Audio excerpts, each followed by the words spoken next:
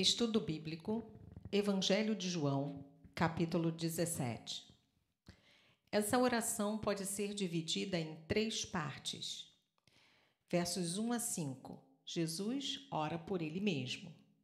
Versos 6 a 19, Jesus ora por seus discípulos imediatos. Versos 20 a 26, Jesus ora por seus futuros discípulos, ou seja, por nós, aqueles que ainda viriam a crer. Os discípulos nunca tinham visto ninguém orar com tanto fervor e intimidade. Uma oração feita aos pés da cruz minutos antes dele ir para ela. Sua oração revela o seu coração, o coração que zela, que cuida, que protege, pois Jesus estava preocupado com os seus discípulos. Ele ensinou aos seus discípulos a se dirigirem a Deus como Pai. Quando, ao orarmos, só pedirmos para nós mesmos, concentramos nossa mente nas nossas necessidades, despejando a nossa ansiedade, deixando assim de receber de Deus coisas concernentes ao reino. Mas quando oramos, desejando ir até o Pai, precisando em primeiro lugar estar perto dele, aí conseguiremos receber de Deus. Temos que querer beber de Deus, ter intimidade com Ele, indo na direção da sua grandeza, recebendo dele a sua paz. Comece a orar glorificando e dizendo a Ele o quanto você quer estar perto dele. O Pai está apto a nos ouvir e a nos atender. Só neste capítulo, Jesus se refere a Deus como Pai por 6 vezes. Às vezes, temos dificuldade em nos dirigir a Deus como Pai por causa de alguma experiência negativa com o nosso Pai terrestre.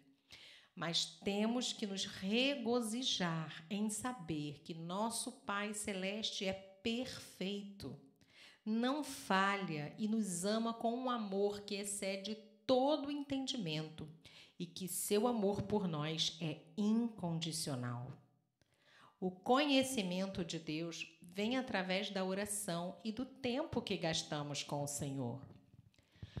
Quando o tempo de Deus chega, Ele intervém e toda e qualquer situação vai servir para o seu propósito. Salmo 86, de 8 a 12, a oração de Davi testemunhando a singularidade de Deus, glorificando o seu nome. João 17, de 1 a 5. Jesus só quer ser glorificado para poder glorificar ainda mais o Pai. Na terra, o único objetivo de Jesus foi glorificar o Pai, e esse também deve ser o nosso objetivo. Deuteronômio 5, 22 a 31. Belsazar não glorificou a Deus, então Deus revela a Daniel o que aconteceria com ele e seu reino. Foi dada a Jesus a autoridade para dar vida eterna a todos quantos o Pai lhe desse. A vida eterna é para aqueles que o Pai dera ao Filho. É para aqueles que se entregam ao Filho. A vida eterna começa aqui na terra. Se não entrou na vida eterna antes da morte física, depois não vai entrar mais. A vida eterna já está pronta para nós. João 10, 18. Jesus diz que tem autoridade para dar e para reaver sua vida, porque essa autoridade ele recebeu do Pai. Cristão é aquele que já conquistou a vida eterna aqui e vai crescendo à medida que vai sendo provado, perseverando até o fim. Cristão que se preza não fica brigando por coisas materiais, porque a sua herança ele já recebeu. A pior idolatria é aquela que se tem dentro da própria igreja. É quando Deus fica em segundo plano. Jesus sabia que ia enfrentar a morte e fez essa oração à sombra da cruz, à sombra da morte. Jesus priorizou fazer o trabalho que o Pai lhe confiou fazer. Jesus estava olhando para o que estava à sua frente, pois ele sabia o que iria lhe acontecer. Jesus demonstra que quer voltar para o lugar de onde ele veio. Estava com saudade de casa. Em 33 anos, Jesus se absteve de ser glorificado. Mas, apesar da saudade, Jesus completou o seu trabalho aqui na terra. O que fez Jesus pedir ao Pai para ser glorificado foi sua entrega total em amor. Temos que fazer o mesmo para agradar o Pai. João 17, de 6 a 19. Jesus ora pelos discípulos que estavam com ele. Há uma diferença entre aqueles discípulos e nós. Eles viram Jesus face a face, dormiram, andaram, comeram com ele. Manifestei o teu nome significa manifestei o teu caráter, a tua essência. Primeira característica de um cristão: ser separado do mundo.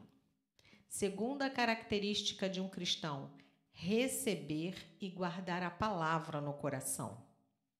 O verdadeiro cristão crê na palavra, apesar de qualquer adversidade. A palavra tem que ser o que mais vale para um crente. O Pai está sempre interessado em nós, portanto, temos que assumir um compromisso verdadeiro com o Pai. Para ser discípulo, tem que estar de acordo com o verso 8. Nos versos 10 e 11, Jesus fala de unidade, pedindo proteção para todos os discípulos. Deus protege os que o seguem porque os ama e tem o governo de suas vidas. Ele é capaz de protegê-los porque o seu poder não tem limites. Jesus diz ao Pai: Pai, quando eu estava com meus discípulos, eu os guardei no conhecimento de ti, mas agora que estou indo, entrego-os a ti. Como Jesus os guardou? Primeiro, pela petição pessoal, Lucas 22, 31, 32. Segundo, pelos constantes conselhos e aviso de precaução. Terceiro, pelos seus ensinos sobre o engano do mundo, sobre a sedução do pecado e sobre as armadilhas de Satanás.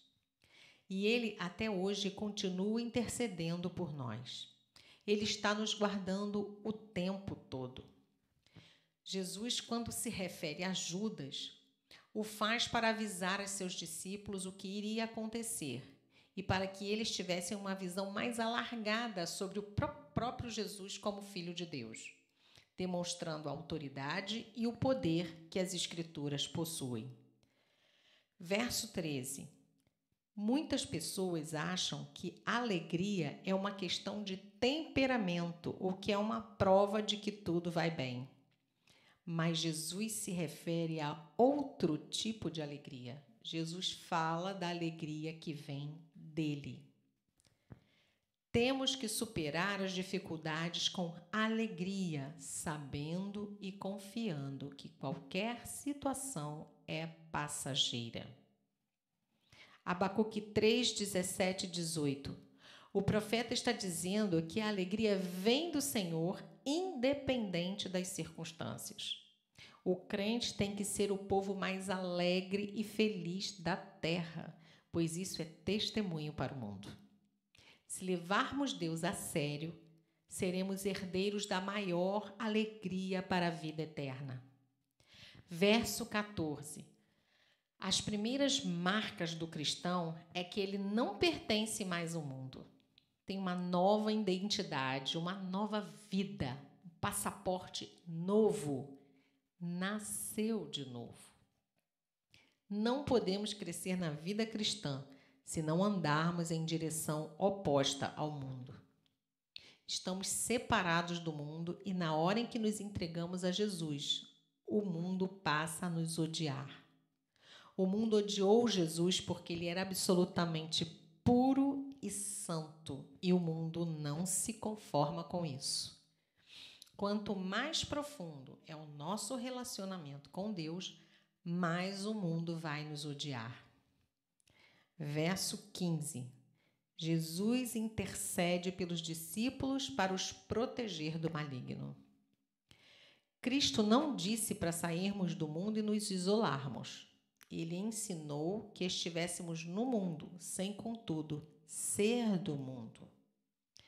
Verso 17. Santificar-se significa separar-se para Deus e para as coisas santas e seus propósitos. Seu maior desejo é que os seus discípulos fossem santos e, portanto, indicou o único meio pela qual a santidade poderia ser obtida, na verdade. Assim como o erro e o engano são as raízes do mal, a verdade é a raiz da piedade e da santidade. Verso 18 fala da missão da igreja. Mateus 10:16, Marcos 13:10, Marcos 16:15, João 20:21, Romanos 10:13-15. Verso 19. Jesus deu o exemplo. Ele se santificou em favor de nós. Portanto, temos que fazer o mesmo, santificar-nos em favor daquele que ainda não conhece a Jesus, dando um bom testemunho. João 17, 20-26. Verso 20. Agora Jesus se refere aos discípulos que ainda iriam crer nele, ou seja, nós. É pela palavra que cremos em Jesus, porque a fé vem pelo ouvir e ouvir a palavra de Deus. Romanos 10:17. Por isso temos que pregar a palavra por onde formos.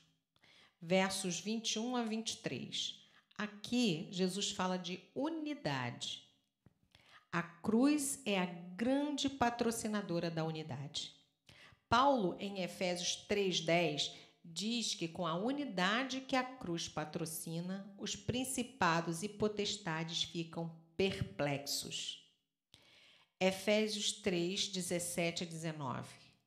Paulo diz que a percepção da unidade é resultado do discernimento da grandeza do amor de Deus.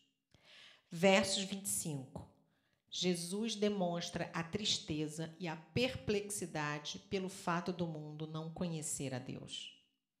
Verso 16.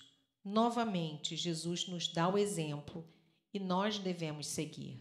Fazer o mundo conhecer o nome, o poder e o amor de Deus. Jesus, em sua oração intercessória, pede que a igreja tenha unidade e santidade para que possa ver a glória do Senhor.